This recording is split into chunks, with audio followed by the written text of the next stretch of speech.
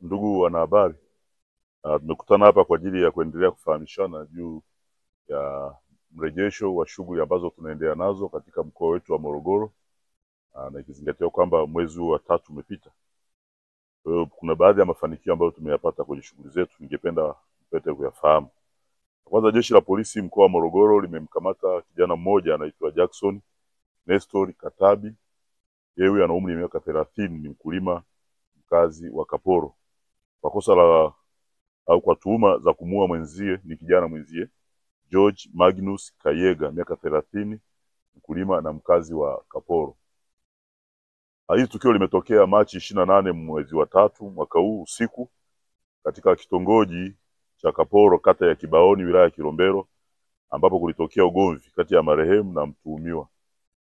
Chanzo cha ugomvi huo ilielezwa kwamba mtuhumiwa alikuwa anamdai marehemu pesa kiasi cha shilingi 1000. Marehemu alipotakiwa kurudisha pesa alikataa, na ndipo ugomvi ulitokea baina yao. Na katika ugomvi huo marehemu alipata jeraha dogo kichwani na kupatiwa huduma ya kwanza kwenye zahanati iitwaye Kaporo Health Service na kuruhusiwa kurudi nyumbani. Lakini akiwa njiani alianguka na kupoteza maisha.